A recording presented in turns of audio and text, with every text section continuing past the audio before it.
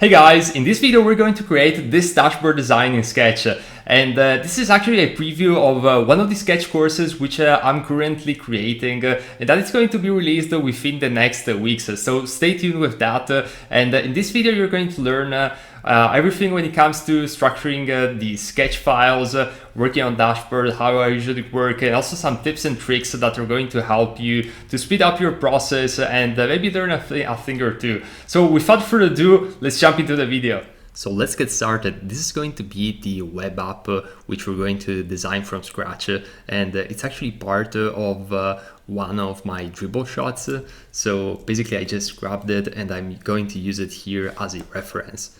Now let's do as a first thing, let's create an artboard over here, and I'm going to select the desktop HD in order to make the artboard 14 by 40 pixels. And I'm also going to activate the keyboard viewer so that you can see each and every key that I press. And as you can see, I have this screenshot inside, so I just want to move it on the side, and you can use it as a reference. I'm going to include it in the source file. So let's go ahead and let's create the very top menu. So I'm going to use the rectangle tool. We just pressed on R, and I'm going to go over here, make this one white, and I'm going to add and apply a drop shadow to this, and I'm going to add a little bit of blur, or actually I don't think I added any blur in the current version. So what I'm gonna do is simply have a blur of 0, a y-axis of drop shadow of 2 as it is by default. Then I'm just going to make the color have less emphasis, and we don't necessarily need to copy the design precisely. The goal of this video is to learn how to structure the files, create a dashboard, so it's not like a side-by-side comparison that we want to do at the end. However, if you want to follow along and try as close as you can to create one, it's totally fine, and you're encouraged to do that. So I'm just going to, I just removed the border, and I'm going to copy and paste this, and I'm going to use this rectangle in order to create the side menu. So ideally you want to try and match the height and the width of the side menu, although it's not precise, but we still kind of want to almost match them. So I'm just going to do it like this. And as you can see, the drop shadow, we're not seeing it on the side. So the way we can easily fix it is we're going to move the y-axis to 0. We're going to use the x-axis of 2. So basically the drop shadow is just moved on the right, and if I move it even more on the right, you can see exactly what's happening. So this is a good start, and now we're going to need the logo. So just came up with this circle logo, and we're going to remove the border, and now we're going to use the color picker tool in order to select a blue. However, if you don't want to use the same blue, you can definitely change it and use whatever color you prefer. So I just duplicated this oval, as you can see over here, and I'm going to make this oval white. I'm gonna bring it over here, and now I'm going to group these two objects by using Command+G, and I'm going to rename it to logo. And as you can see, we have the official logo in the dashboard. Now we need the top menu items, which are overview, campaigns, and analytics. So that's exactly what we're going to add now. So overview, and we're going to use a Google web font which is called Lato. It's a free Google web font which you can download from the Google website directly. So I'm going to show you. You can simply go on Google, click on Lato, or actually enter Lato, and you're going to see that the first query, which is fonts.google.com, it's where you can find Lato, and you can simply click on download family, and basically the entire font is going to be downloaded. So you simply have to open it up, double click on all of the source files, and you're going to have Lato installed. If you don't see it right away, please try and just close Sketch and reopen it again, and it should be fine. So let's go over here and let's change the text of campaigns, analytics, and analytics. All right, so we're in good shape. And now we're going to select a gray color, since I want the emphasis to be on the overview. And I'm also going to change the overview color to this blue. And I'm also going to add a rectangle below the overview. All right. Going to remove the border, which is created by default by Sketch. I'm going to change the color of the rectangle to blue, so that it takes more visual emphasis. Maybe you can make it also black. That's totally up to you. And I think we're good to go. So I'm going to group this again. I'm going to rename it to selected. Then I'm going to select all these menu items. I'm going to group them. I'm going to change their name to menu. And I'm also going to move this one up. And some of these cleaning up we're going to do on the go. It really depends on your workflow on the project. Sometimes I like to clean things up later on in the project, and sometimes like to do it on the go. So there isn't like a right or wrong rule. It's just how you better prefer to work, and consider the fact that if you're working in teams, you might want to coordinate with your other team members, your other designers, if you're working on the same file. So, all right, we just added this background. So I just used this blue-grayish background from this dashboard. And what I'm gonna do now is I'm going to add a few icons. Now, there's a few ways you can add the icons. The first one is simply going on material icons. So we're going to use Google material icons, which are free Google icons. And as you can see over here, you can simply select an icon and click on the bottom SVG. And basically, I'm going to say allow. Basically, this is going to download the icon in an icons folder. And if I click and drag and drop the icon onto the file, it's going to show. However, I prefer to use usually an icon manager like icon jar. So as you can see, if I click on Google icon jar, I can find this one here, which is pretty good.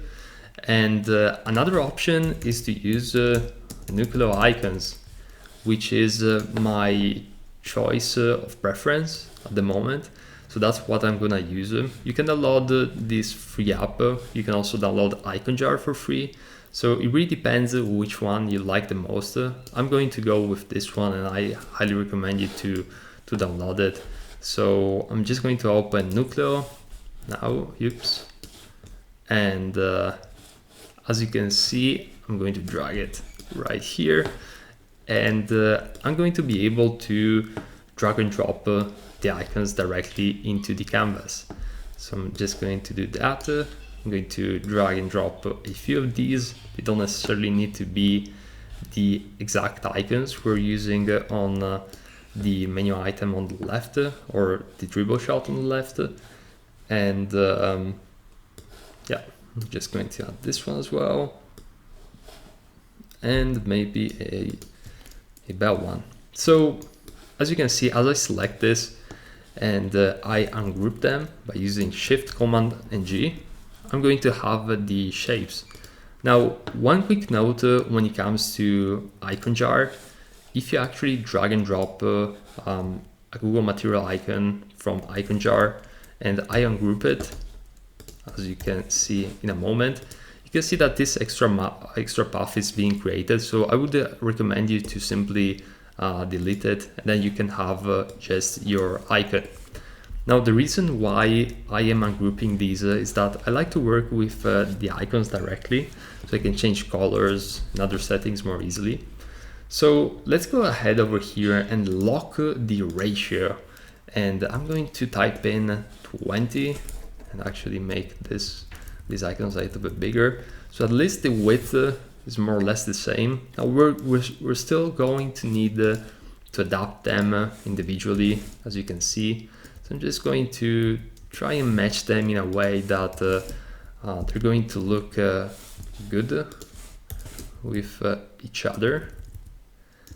And I think this is a good start. I just want to maintain the proportions and make them visually so that they seem to belong to one another. And I'm going to select all of these. I'm going to use Command plus K again in order to scale them down even more. I don't want the icons to be too big nor too small. So I think we're at a good place. I'm just going to select all of these ones. I'm going to distribute vertically so that we have equal spacing between each and every one of them. And you can also use these handles to make the process even more visual. I think I want them like a bit more close to each other. And overall, this is looking good. So I'm going to use the eye picker in order to grab this color right here. And I'm going to make it even lighter. All right, this is looking good. And I'm going to drag them over to the side menu. So I'm going to have this last icon, which is going to be the logout icon. And overall, I think we're doing some good progress over here. So I'm just going to select these, bring them a little bit more far apart from each other. And here you go. Okay, perfect. I think we're at a good place. Now, as you can see in the dribble shot, we have one icon which is selected, and we're going to mimic that as well. So I'm going to select this top icon, or maybe let's select this one. And I'm going to go over here and select this blue color. I'm also going to add a rectangle on the right. I'm going to remove the border again, and I'm going to have a look at this rectangle. This is 3 pixels of height. So in order to match it visually, I want to keep 3 pixels of width, which is already set. So we're good to go on that. And here we go. All right, so we're making some good progress overall. We have the top menu item, we have the side menu, and now we need to create the content inside the dashboard. So I'm gonna go here, use text, and I'm going to write data overview. All right, I'm going to make this text bigger, and I'm going to change the text color to sort of a black with a tint of blue. You can also go all black, it's totally fine, whatever you like the most. And we're going to also add a rectangle, which is going to be the container of our content for this dashboard. So we're going to make this white, and we're also going to keep the borders this time, since we want borders in each and every side of the rectangle. And we're going to click on borders and make the borders the same color. I'm probably going to go with 1.5 when it comes to the borders, just so it's a little bit more visible. And as you can see, we have extra borders, extra boxes on these elements. So what we're gonna do is we're going to create these right away by simply duplicated this rectangle. I'm going to duplicate it once. So as you can see, we have another one over here, and I'm going to ballpark the size. Now, probably for this tutorial, we're just going to keep these two elements. I don't see a lot of value in this one. So we're just going to use two borders. So what I did just now is or actually let's do one thing which is even better, which is using the slash and 2, and I'm going to click on enter. And basically what we just did is we created we actually divided the box by half. So I'm going to use shift plus alt. I'm going to drag with the left menu mouse button in order to create a duplicate of this top rectangle. And as you can see, we're in good shape. Now, all of these boxes are not locked in the canvas, so it's probably going to be a bit annoying to work if we don't do that. So let's go ahead and let's select all of them. Let's group them, and I'm going to rename it to background box, and I'm going to right click and lock the layers. So as you can see, as we click now, and we can easily move things around, and we won't have these boxes bothering us. So far, so good. So let's go ahead and create these two sections. So I'm going to copy and duplicate these text right over here on top of the background box, and I'm going to just move the background box to the very last point in the artboard. So we're just going to move this one right here, and this one is going to be called general results, and we're going to make this text smaller. Now, a great thing to do is you can also consider adding all of the text styles and the color styles afterwards in a design system, although it's something which it's going to be more complicated, but definitely something worth learning that is going to help you a lot with clients, especially if you're going to work on bigger projects with hundreds of screens for corporate clients. This is definitely going to be something which you're going to need to learn, but for the most part, if you're just creating a few screens, you're totally fine with this. So as you can see, I'm just creating the textiles, and I'm going to start adding the bars right here. So I'm just going to create one and add some radius so that the borders are going to be smoothed out a little bit. And I'm going to remove the border.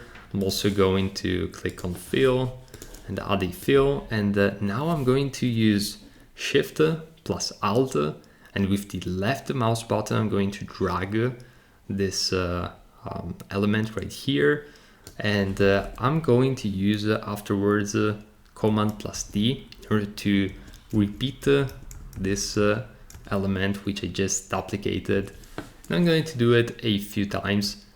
And as you can see, we have this row of rectangles with equal distance between one another. Now we're going to have some fun and just increase the height a little bit. And as you can see, the height is going to be adjusted in the wrong direction, but don't worry, I'm going to show you exactly how to adjust this afterwards, as well as the different color compared to the original. So let's make these ones a little bit higher than the other ones, and that's that. I think we're good so far. And now I'm going to select all of these rectangles, And I'm going to click on this option here, which is align layer to button. And as you can see, we can easily revert the direction that these bars initially had. I'm also going to make the followers text smaller, probably going to go with 13 pixels. And I'm going to select this gray color that we previously used in the top menu item. So far, so good. So as you can see, we have different colors in the blue bars as well as the red bars. And there's two options we can go after it. So we can either just select all of the other bars and we can make the fill around these lines, or you can also drop the opacity so that you can essentially play around with the opacity. My preference is to use the fill in this case, so we're just going to have a fill color. All right, so we're making some good progress, and now we're going to add the letters right here. And again, we're going to use the same methodology as we used just a moment ago with the bars. I'm going to use Shift, Alt, I'm going to drag this letter, then Command plus D in order to duplicate it. And as you can see, we're not having, we're basically not being in line with the current bars, but that's not an issue because we're going to solve it by simply having the exact number of letters as we do with the bars. Then we're going to select all of the letters and basically constrain them between the starting point and the ending point. And then we're going to use the distribute horizontal in order to distribute them horizontally. Now this works vast majority of times, so it's not an issue. Other times you might want to just manually go in and just do so. Let's add the numbers over here: A, B, C, D, E, F, G, H, oops,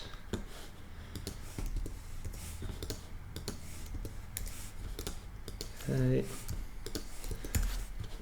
All right, so we're good to go with this as well. And one thing that I want to do is to actually left align all this with the textiles. I'm also going to select all of these bars, group them together, call them bars. And we're also going to select all of these letters, group them together, and name them letters. Is that for a creative name? So let's go ahead and also move these ones on the top. And now we're going to create a version of these circles right here. So let's use the oval shape. By the way, you can use you can select the rectangles or the ovals directly from here. I just like to use the shortcuts, which if you forgot which one is connected to which, you can see at the very right. So rectangle is R, oval is O, rounded is U, and so on. So let's go ahead and remove the fill. I'm also going to increase the border size on this one. I'm just going to zoom in, zoom out in order to see the ratio again. Okay, it's something around these lines. And we're going to make the border just a little bit smaller. And I'm going to use this color right here. All right, so this is looking good. And now what we're going to do, or actually let's do something else so that it's going to be even easier for you guys to see what's going on. I'm going to use this color by default. Then I'm going to create a copy of this oval. I'm going to double click on the copy, and I'm going to just remove one of these. And let's actually do another thing, which is going to make it even easier. Let's create a rectangle over here. Let's select the copy, and let's bring the oval on top of the rectangle, because this is going to serve us as the mask. So I'm going to have the oval on the top, the oval copy on the top, the rectangle below, Now I'm going to click on mask. And let's go over here. Let's change the color of this one to the blue color. And I kept the color of the rectangle just to show you exactly what's going on. So basically I'm using this rectangle as the mask.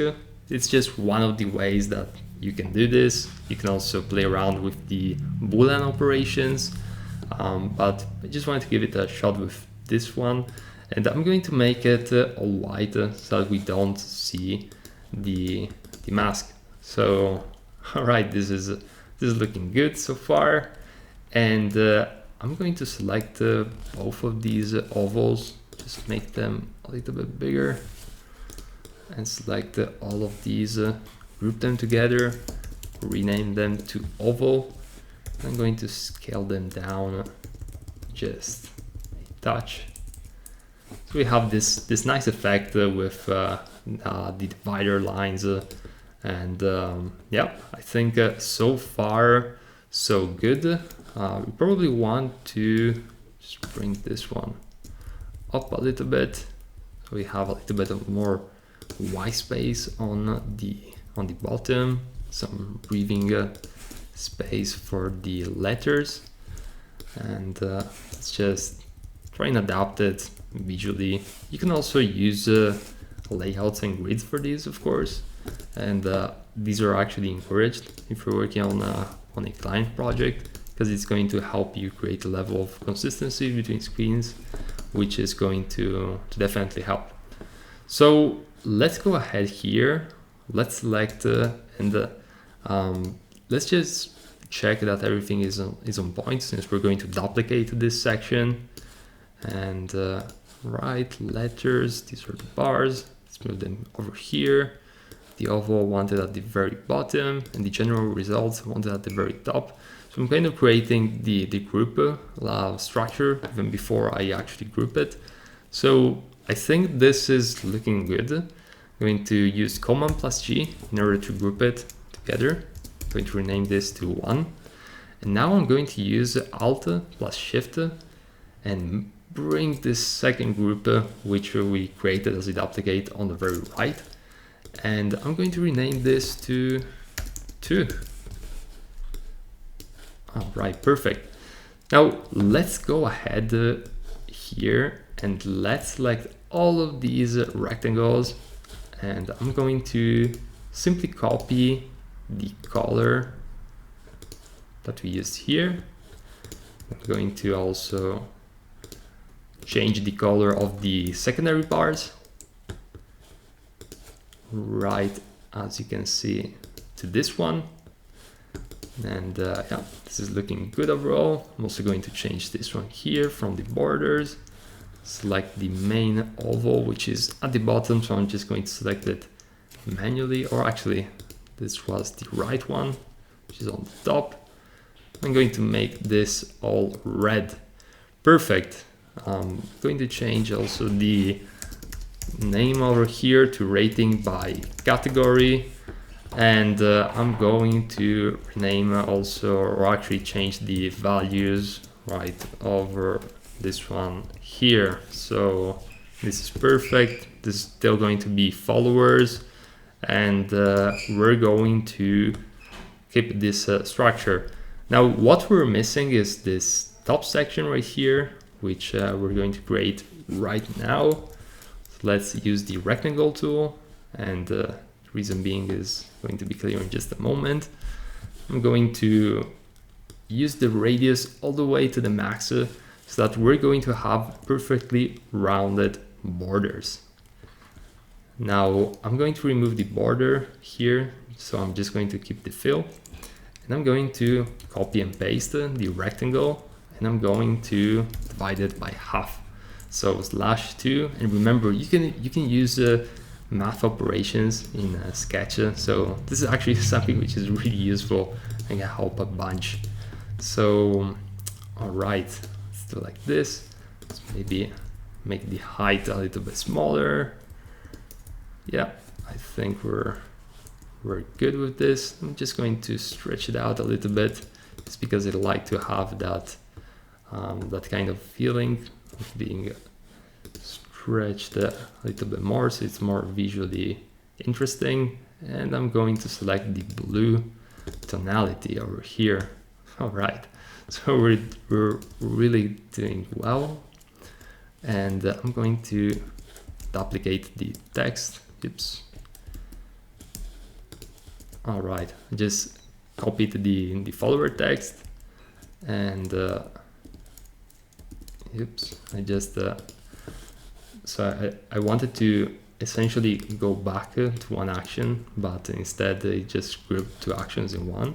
So never mind, I just copied the followers text and then I'm pasting it here, and I'm going to add a value, and this is going to be units. I'm going to make the actual value a black color. So let's go overhead here and using the eye picker, we're just going to group all of these. This is going to be first group, just going to be bar. And we're going to group this one as well, and this is going to be top right bar. Perfect. We're in a good position now, and now what we're missing is the actual table. So let's go ahead and let's create the table. Now I'm going to duplicate this data overview on here, and we're going to rename it to support request. Perfect.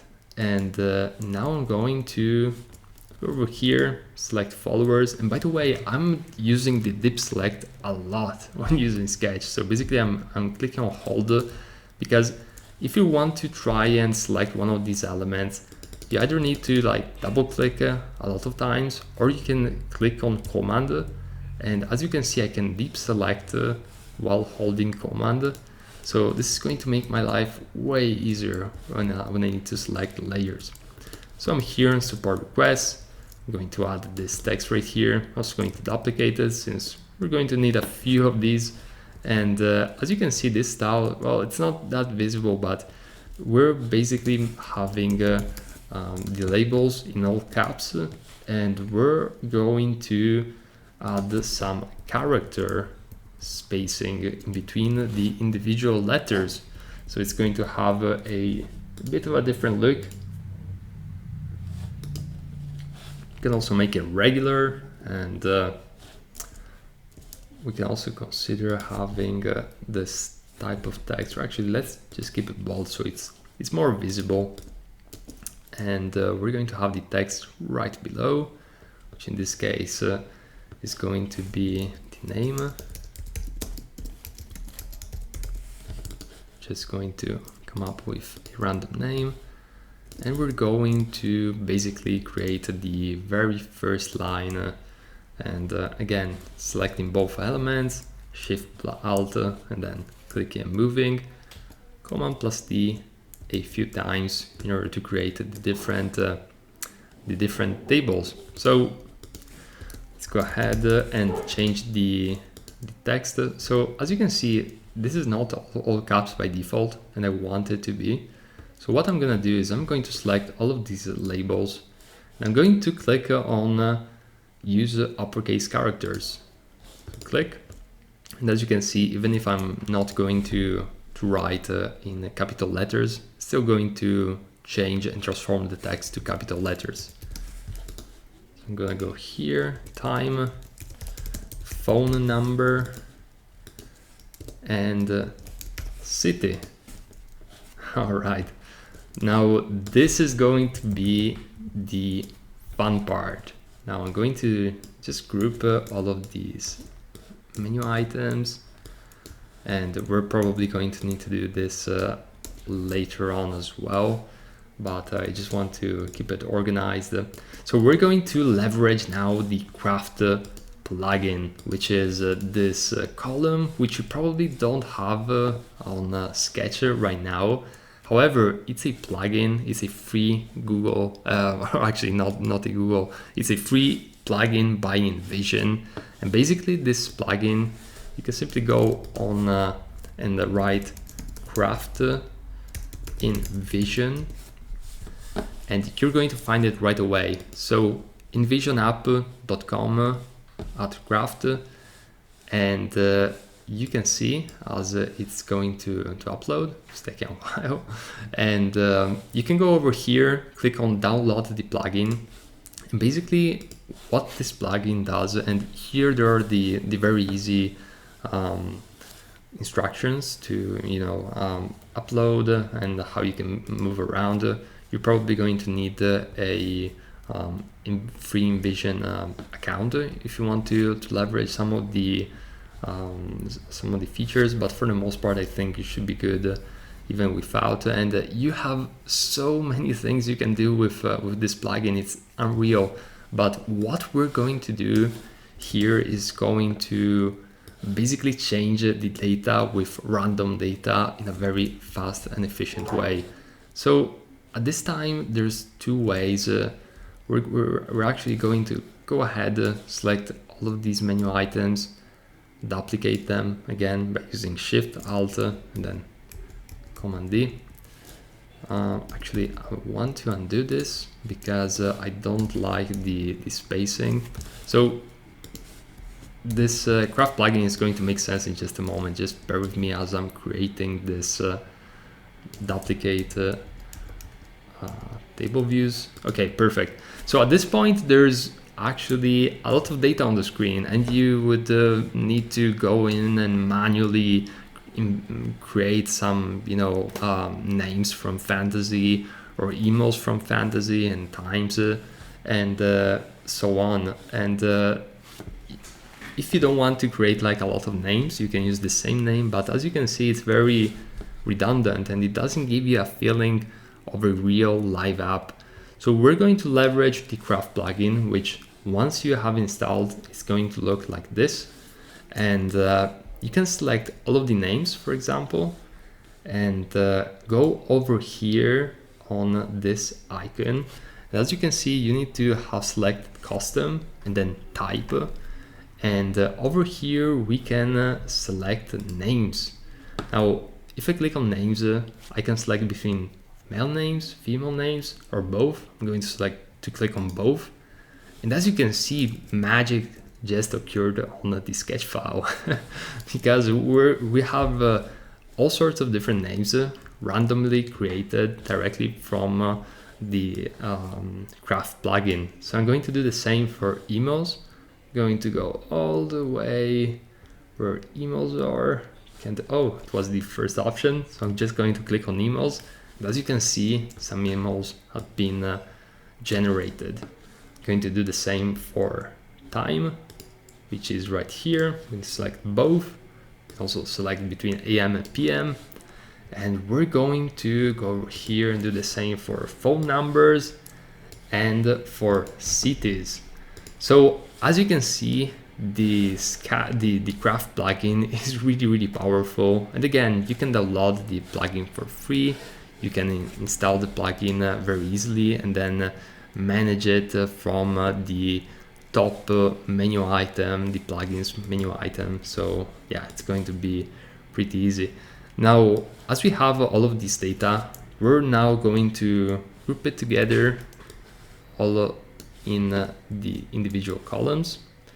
And the reason why we're doing this is that now we're going to actually go ahead and horizontally distribute these columns so that we're going to have equal spacing in between. So let's go over here and distribute horizontally. So this is looking good.